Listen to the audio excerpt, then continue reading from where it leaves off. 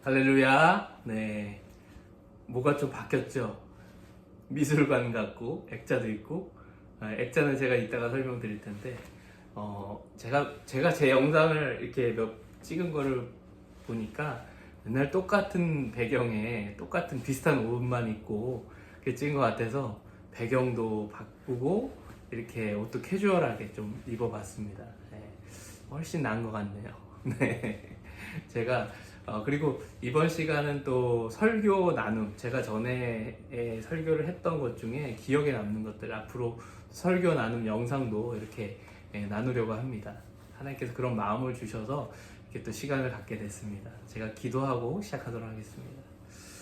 하나님 감사드립니다. 이렇게 귀한 또 설교 나눔의 시간을 허락하여 주신 감사드립니다.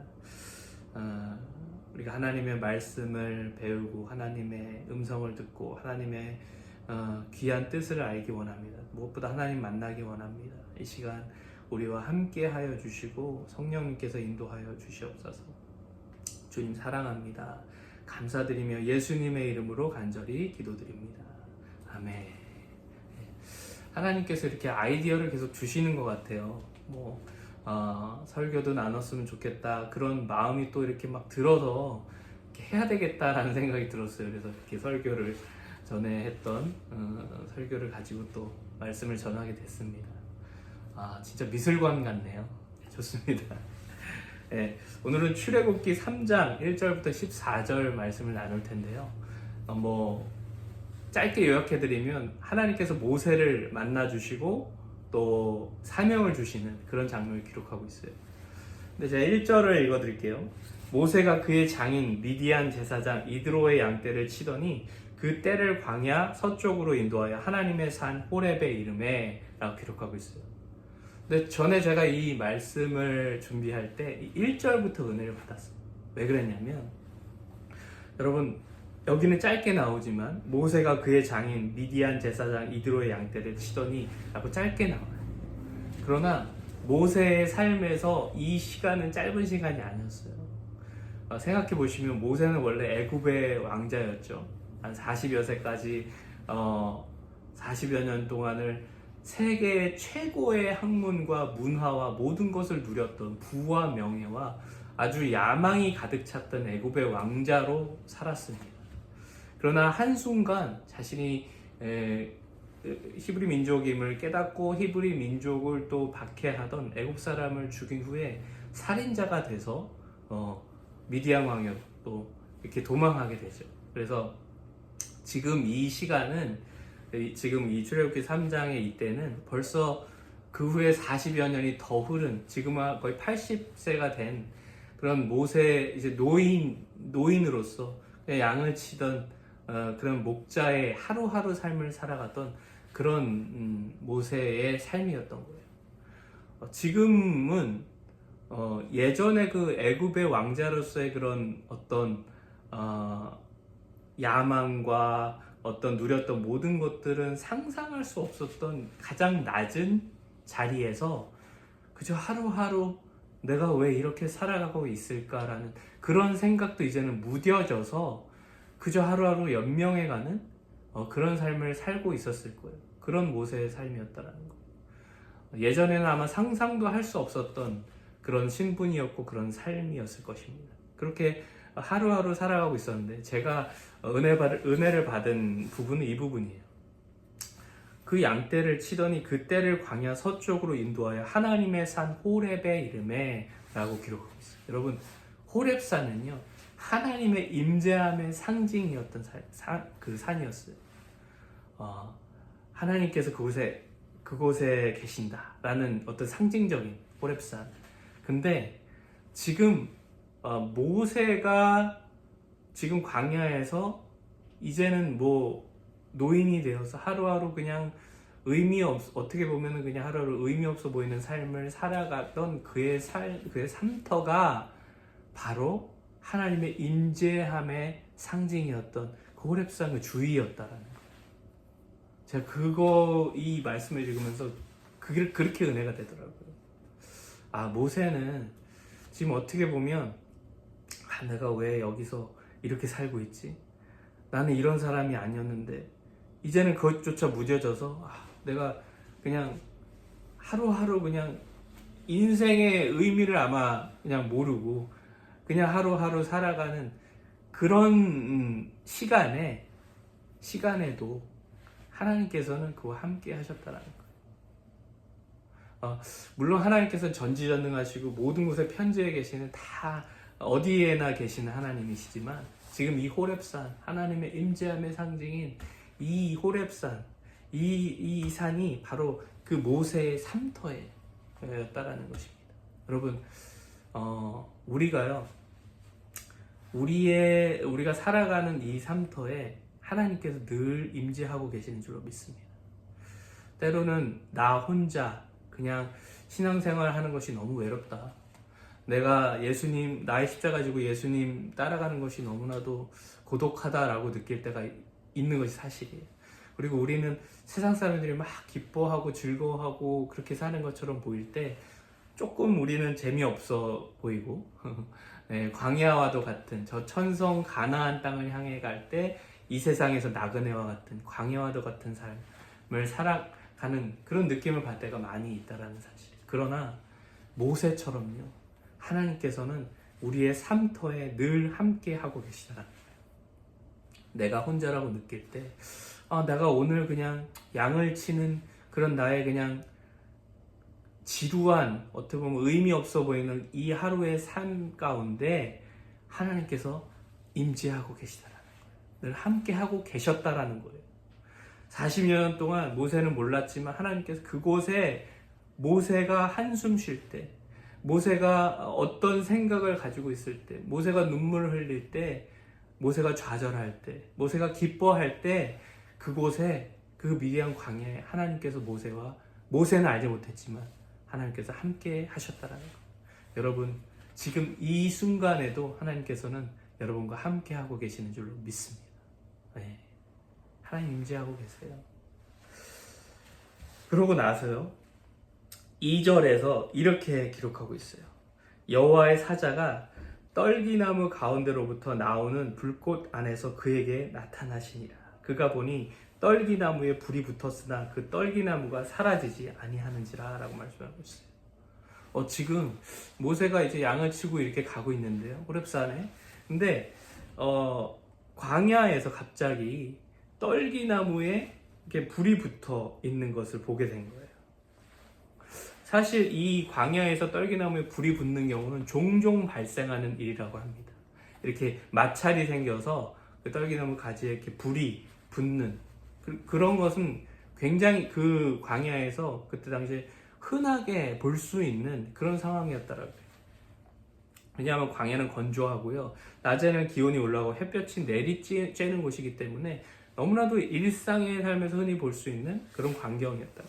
그러나 그 일상의 흔한 광경과는 달랐던 것은 뭐였냐면 2절 다시 보시면 떨기나무에 불이 붙었으나 그 떨기나무가 사라지지 아니하였다라는 거예요.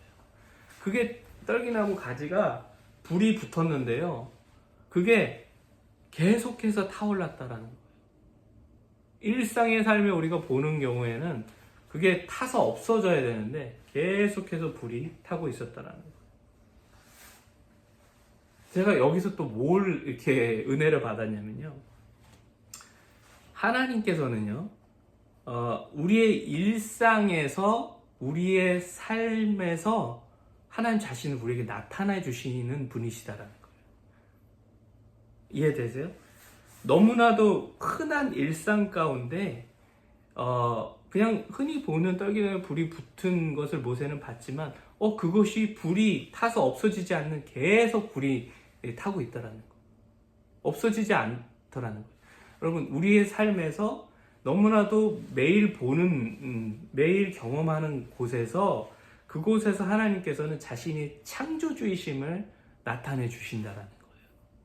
하나님만이 하실 수 있는 그 기적을 통해서, 그 은혜를 통해서 자신을 드러내신다라는 거예요. 타지 않는 그 불꽃 가운데 이것이 창조주만이 할 수 있는 것을 모세의 삶에서 모세에게 나타내 주신 거라는 거예요. 하나님께서는 우리의 눈높이에 맞춰서 자신을 자신이 창조주이심을 우리에게 나타내 주신다는 사실. 너무나도 놀랍지 않으십니까? 여러분은 한번 여러분이 하나님 만났던 그때를 한번 생각해 보시길 바래요. 내가 이해할 수 있게, 내가 알아들을 수 있게, 내가 그냥 이해할 수 없는 방법으로 하나님 나에게 나타나신 것이 아니라 내 하나님이시구나. 내가 알 수 있게 나의 수준에 맞추셔서 나의 삶터에 오셔서 나의 일상에 오셔서 나의 삶에 오셔서 자신이 창조주이심을 드러내셨다는 거예요. 이것이 하나님의 은혜인 줄로 믿습니다. 이것이 하나님의 은혜라는 거예요. 그래서 모세는 이렇게 3절에 보시면 이렇게 기록하고 있어요. 모세가 이르되 내가 돌이켜 가서 이 큰 광경을 보리라. 떨기나무가 어찌하여 타지 아니하는고. 타서 없어져야 되는데 어찌해서 타지 아니하는고 하고 다가가게 됐다라는 거예요. 그래서 의아해하며 떨기나무가 있는 곳, 즉 하나님의 임재함 가운데로 모세는 걸어가게 되었다라는 거예요. 하나님께서 모세를 부르신 거죠. 드디어 하나님께서는 모세의 인생에 하나님 자신의 존재를 나타내시게 됩니다. 4절 말씀을 보시면 여호와께서 그가 보려고 돌이켜 오는 것을 보신지라. 여호와께서 모세가 오는 것을 보신지라. 이게 너무 은혜가 돼요. 우리를 보신지라. 나를 보고 계시는 거예요. 하나님이 그 다음에 하나님이 떨기나무 가운데서 그를 불러 이르시되, 이제는 모세를 부르시게 됩니다. 모세야 모세야 하시매 그가 이르시되 모세가 이르되 내가 여기 있나이다 라고 말씀하게 돼요. 너무너무 은혜로운 장면이죠. 너무 은혜로운. 모세는 그의 인생이 지금까지 왜 이렇게 알 수 없는 인생으로 살아왔는지 광야에서 40년 동안 수도 없이 물어봤을 거예요. 하나님한테 물어봤을 거예요. 히브리 민족의 하나님, 당신이 살아계시다면 내 인생은 지금 왜 이렇게 알 수 없는 길로 이렇게 인도해 오시는 겁니까? 라고 수도 없이 되새기며 물어보고 또 생각했을 거예요. 그 질문을 셀 수 없이 많이 했을 거예요. 그런 모세에게 하나님께서는 모세가 이 땅에 태어난 목적, 그가 앞으로 행할 사명, 그 사명을 위해 지금까지 80여 년 동안 애굽 땅과 미디안 광야에서 훈련받아 왔음을 알려주시게 되는 그런 장면인 거예요. 하나님께서는 모세야 모세야 이 2번 모세의 이름을 부르시게 돼요. 저는 이 모세야 모세야 이 2번 이름을 부르시는 이 장면이 너무너무 은혜가 돼요. 모세를 하나님께서 얼마나 기다리셨을까요? 하나님께서 이 시간을 얼마나 기다리셨을까요? 저는 그 마음이 느껴지더라고요. 모세를 태초부터 계획하시고요. 그를 갈대상자를 통해 살리시고 애굽의 왕자로, 그리고 미디안 광야에서 모세의 그 고독했던 삶을 옆에서 계속해서 지켜보시면서 함께 하셨던 그 하나님은 하나님의 때를 하나님께서 기다리셨을 거 아니에요. 그 카이로스의 때, 그 사명의 때, 이제 모세가 하나님의 일을 해야 할 그때, 이제 모세를 부르실 그때를 정해 놓으시고 지금 이 순간을 어쩌면 모세보다 훨씬 더 기다리셨을 것입니다. 1000년이 하루가 1000년같이 모세를 기다리신 하나님께서는 이제 때가 되니까요. 그토록 기다렸던 모세의 이름, 모세야 모세야, 그 이름을 부르시게 돼요. 여러분의 이름, 제 이름은 권성광인데요. 권성광 목사님, 성광아. 여러분의 이름을 부르셨던 그때 기억나십니까? 하나님께서는 우리가 죄인 되었을 때에 우리를 위하여 죽으심으로 자신의 사랑을 확증하셨다고 하셨어요. 예수님께서 우리를 태초 전에 계획하시고, 우리가 아직 주님을 믿지 않을 때, 하나님을 알지 못할 때, 믿지 않을 때에도 우리를 계속해서 기다리고 계셨고요. 때가 되자 우리의 이름을 부르셨다라는 거예요. 여러분, 그 시간을 기억하세요. 여러분의 이름을 불러주셨던, 여러분을 만나주셨던 그 때를 기억하시기 바랍니다.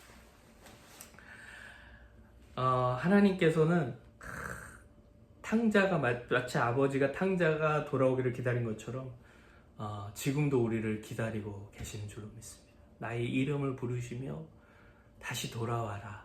나에게 돌아와라. 누구야 누구야. 나에게 다시 돌아와라. 여러분 그 첫사랑을 기억하시고 여러분의 이름을 부르시는 하나님의 음성을 지금 이 시간 다시 들으시고 하나님께 깊이 있게 하나님과의 교제를 회복하시고요. 그 첫사랑을 회복하시고 하나님께 돌아오시기 바랍니다. 모든 죄를 예수님의 보혈로 깨끗이 회개하시고 여러분을 지금도 팔 벌려 기다리시는 그 하나님 아버지께로 돌아오시기 바랍니다. 지금 그런 시간이 됐으면 좋겠어요. 이제 모세를 부르신 하나님께서는요, 맡기실 사명을 말씀하시기 시작해요. 10절 말씀 보시면 이제 내가 너를 바로에게 보내어 너에게 내 백성 이스라엘 자손을 애굽에서 인도하여 내게 하리라. 우리가 너무나도 잘 아는 출애굽의 사명, 이스라엘 백성들을 애굽에서 이렇게 탈출시키는 그런 지도자의 사명을 받게 됩니다. 그러나 지금 모세는요, 예전에 뭐 젊었을 때 자신감은 다 사라졌죠. 이제는 한낱 양치는 목자가 되어서 세상에서 가장 강력한 나라의 왕에게 나아가게 되는데 자신이 없던 거예요. 이 사실을 너무나도 잘 알았던 모세는 11절에서 하나님께 이렇게 간구하게 돼요. 80세의 이제 노인이 이렇게 간구합니다. 내가 누구에게 바로에게 가며 이스라엘 자손을 애굽에서 인도하여 내리이까. 어떻게 보면 이 세상의 관점에서 바라보면 당연한 질문을 하게 되었던 거예요. 나 자신을 볼 때 감당할 수 없는 하나님의 사명, 나 자신을 보면 이룰 수 없을 것만 같은 하나님의 부르심, 그것에 대해서 제가 어떻게 합니까? 라고 질문을 하게 된 거예요. 그러자 하나님께서 12절에서 이렇게 말씀하세요. 하나님이 이르시되 내가 반드시 너와 함께 있으리라. 너가 그 백성을 애굽에서 인도하여 낸 후에 너희가 이 산에서 하나님을 섬기리니 이것이 내가 너를 보낸 증거니라. 여러분, 우리의 힘과 능으로는 하나님의 사명 감당할 수 없습니다. 크리스찬의 삶을 살아갈 수 없어요. 그러나 우리에게 희망은 이거 하나예요. 12절 말씀, 하나님이 이르시되 내가 반드시 너와 함께 있으리라. 하나님이 우리와 함께 하시면 다 가능한 줄로 믿습니다. 여러분은 어떻게 천국에 가요? 여러분이 어떻게 하나님 일을 감당해요? 내가 한다고 하지만 여러분, 제가 뭐 영상을 찍어서 뭐 제가 제 힘으로 여러분에게 은혜를 끼칠 수 있습니까? 아니요, 절대 할 수 없어요. 하루 매 순간 우리는 하나님의 도우심 없이는 하나님께 영광 돌릴 수 없는 존재예요. 내가 하나님 일을, 하나님 나라를 세워간다? 내가 어떻게 합니까? 하나님께서 우리를 통해 일하시는 거예요. 하나님께서 우리를 통해. 하나님 우리와 함께 하시면 하게 될 줄로 믿습니다. 내가 할 수 없어요도 교만이에요. 그런 내가 나 자신을 보고 그럼 내가 할 수 있으면 내가 할 수 있어요? 라고 말하게 된다는 거죠. 그건 교만인 거예요. 나는 할 수 없습니다가 겸손이 아니라 하나님 나와 함께 하시면 나는 할 수 있습니다 라고 고백할 수 있어야 되는 거예요. 그것이 다 맡긴다라는 거예요. 여러분, 그 마음으로 우리에게 희망은 하나님 나와 함께 하신다고 약속하셨다라는 거예요. 여러분, 그것을 믿는다면 우리가 하나님의 사명 감당하게 될 줄로 믿습니다. 그리고 14절에 너무 중요한 말씀을 하십니다. 모세가 하나님께 하나님의 이름에 대해 물어봐요. 하나님께서 이렇게 대답하세요. 하나님이 모세에게 이르시되 나는 스스로 있는 자니라. 또 이르시되 너는 이스라엘 자손에게 이같이 이르기를 스스로 있는 자가 나를 너희에게 보내셨다 하라. 예흐웨 아쉐르 예흐웨 I am who I am. 나는 스스로 있는 자니라. 신약의 예수님께서도 이 표현을 쓰셨어요. 여러분, 스스로 있는 자니라. 알파와 오메가 되신 하나님, 전능하신 하나님, 하나님께서 나의 아버지가 되신다는 사실, 그분이 나와 함께 하신다는 사실. 여러분, 영원 전부터 영원 후까지 스스로 계신 하나님께서 나의 아버지가 되십니다. 그리고 그분이 지금 나의 이 삶터에 나와 함께 하고 계세요. 제가 이 액자 말씀해 드린다고 했죠. 이게 뭐냐면요. 잘 보이시나요? 네. 잘 보이죠? 네. 저희 와이프 그 큰 이모님이 화가세요. 그래서 저에게 그림을 그려주셨는데 저희가 알래스카 선교 사역도 했습니다. 근데 이제 빙하를 생각하시면서 그리셨다 그래서 저희가 알래스카를 간다 그러니까 저희에게 주신 그림이에요. 근데 제가 이 그림을 보는데 그냥 항상 그냥 좋은, 그러니까 유명하신 화가님이세라서 그림이 너무 멋있다 그래서 항상 저희 옆에 그냥 놔뒀어요. 근데 제가 하루는 이렇게 보는데 이 안에 예수님이 보이는 거예요. 네. 제가 말씀드릴게요. 여기가 예수님 머리고요. 머리. 그리고 이렇게 기도, 겟세마네 동산에 돌, 그리고 여기가 어깨, 등, 머리, 얼굴을 이렇게 기대시고 몸을 이렇게 눕히셔서 돌에 이렇게 기도하시는 그 모습이 저는 딱 보인 거예요. 보이시나요? 제발 보이시기를 간절히 기도드립니다. 근데 제가 이거를 그냥 무심코 쳐다보고 있는데 마치 모세가 저 떨기나무 그 불 붙은 거를 불이 안 꺼지는 거 계속 보는 것처럼 제가 이제 그냥 이렇게 보고 있는데, 그렇게 액자를 보는, 그림을 보는데 갑자기 예수님이 확 보이는 거였어요. 물론 뭐 제 주관적인 그런 관점일 수 있지만 저는 그렇게 은혜를 받았어요. 내가 혼자라고 느꼈을 때 하나님, 주님께서 나와 함께 하고 계셨구나. 그래서 제가 이 액자를 늘 저희 집에 가장 잘 보이는 곳에 늘 항상 놔둡니다. 주님께서 나와 함께 하시고 여러분과 하나님께서는 늘 함께 하셨고 앞으로도 영원토록 함께 하실 줄로 믿습니다. 내가 알지 못하는 그 시간에도 나와 함께 하고 계세요. 여러분 한숨 소리 다 듣고 계시고요. 생각까지 다 알고 계시고요. 앉고 일어서면 다 알고 계세요. 여러분의 마지막 그 순간까지 하나님 다 알고 계세요. 중요한 것은 뭐냐? 우리가 이 땅에 살아가면서 잘 먹고 잘 사는 게 아니에요. 중요한 것은 내가 매 순간 주님과 동행하는 삶, 매 순간 하나님의 임재함 가운데 살아가는 삶, 그 삶이 되어야 줄로 믿습니다. 그 삶이 되면요, 하나님의 사명은 저절로 감당이 돼요. 내가 하려는 것이 아니라 하나님께 맡기게 되고요, 하나님을 깊이 있게 알면 알게 될수록 믿음이 더 자랄 수밖에 없어요. 죄는 멀리하게 될 수밖에 없어요. 하나님과 가까이 하게 될수록 거룩해질 수밖에 없어요. 그것이 포인트입니다.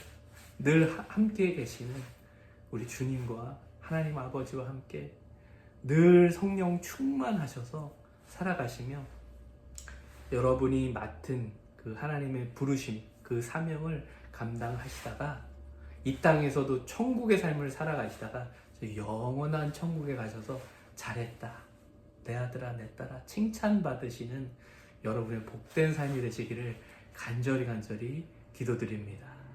할렐루야. 꼭 승리하세요. 주님 손 붙잡고 꼭 승리하세요. 할렐루야. 아멘.